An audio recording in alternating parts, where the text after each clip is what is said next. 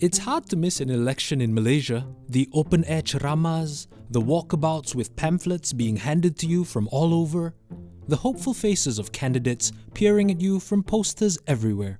The party-like atmosphere is not complete without the assortment of colourful party flags. But how much does one actually know and truly understand about elections? Malaysia runs on a three-tiered system of governance. You have the federal, state, and local governments, but only the federal and state representatives are elected by the rakyat. Local council elections were replaced with the appointment of councillors in 1976, a decision that was made, it is often cited, as a result of the konfrontasi conflict between Indonesia and Malaysia in the 1960s. So, how does the rakyat elect their federal and state governments? Well, a general election, that's how. It can be held either after the dissolution of Parliament or the State Legislative Assembly, or via an automatic dissolution 5 years after the House's first sitting.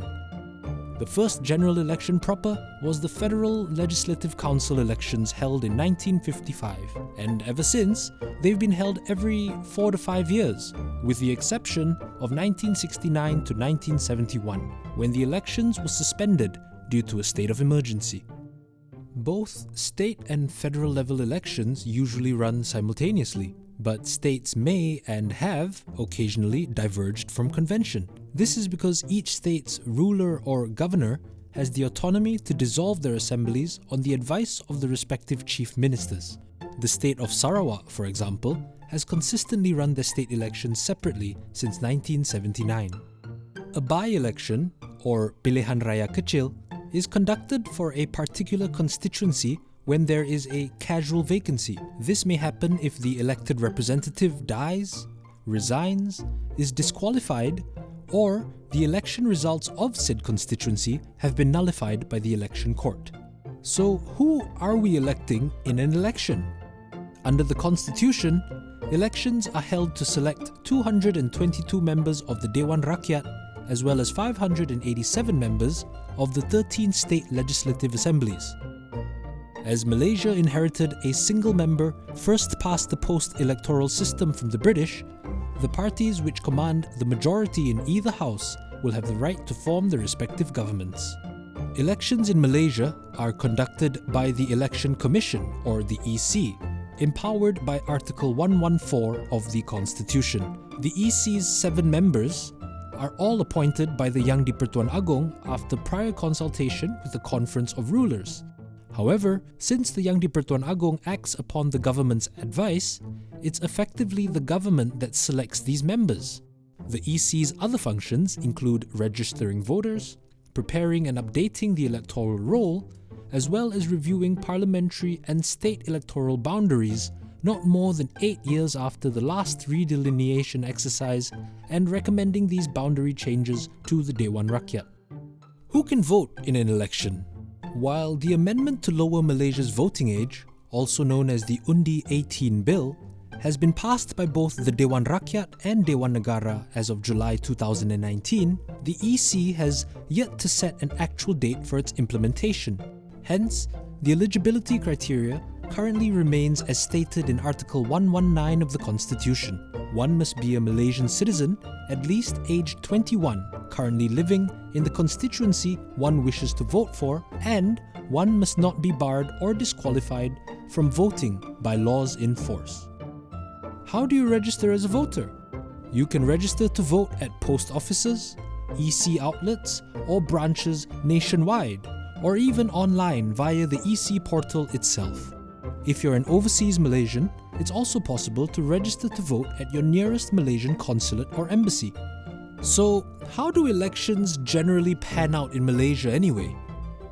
Well, once the Dewan Rakyat or a state legislative assembly is dissolved or a casual vacancy occurs, the EC will issue a writ to the returning officers of the various constituencies. This writ authorizes them to conduct elections in their respective areas.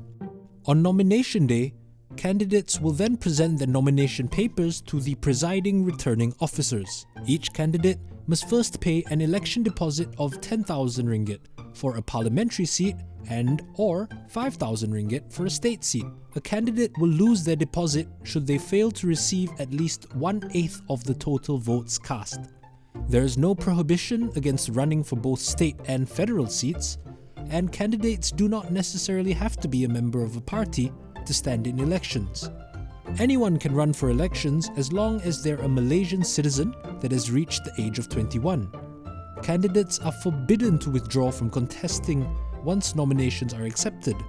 Should only one candidate be eligible to contest in a constituency on nomination day, they will then be declared as the uncontested winner of the seat. Election campaigning will then begin once nominations are decided and must end at midnight before the polling day. Candidates are also required to pay a campaign materials deposit, which will be returned once all of the candidates' campaign materials are cleaned up within 2 weeks of polling. The EC will also set up a task force at each constituency to ensure candidates abide by election laws throughout the campaigning period. Some people can vote before polling day. Those eligible for advanced or early voting would cast their ballot not more than 3 days in advance at their respective police stations and military camps. These ballot boxes will then be locked away in secure locations until polling day, where their votes will only be tallied with regular votes upon the closure of polls. On the other hand, postal voters are absent voters unable to vote in person.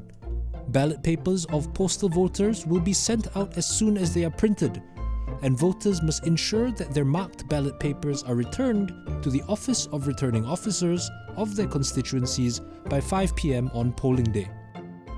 What happens on polling day? On polling day, regular voters will go out to physically vote at their respective polling stations from 8 a.m.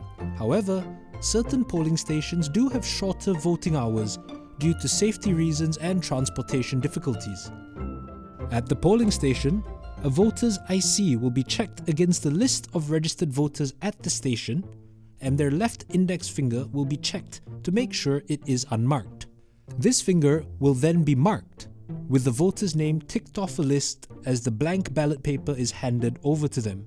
Do note that a voter will receive 2 different ballot papers should the federal and state elections be held concurrently on the same day. The voter will proceed to the voting booth to make their choice before depositing the now marked ballot into the appropriate box. This entire process will be observed by election officials and the agents of contesting candidates. All polling centres will officially close at 5 p.m. The presiding officer will begin tallying the votes once the poll closes.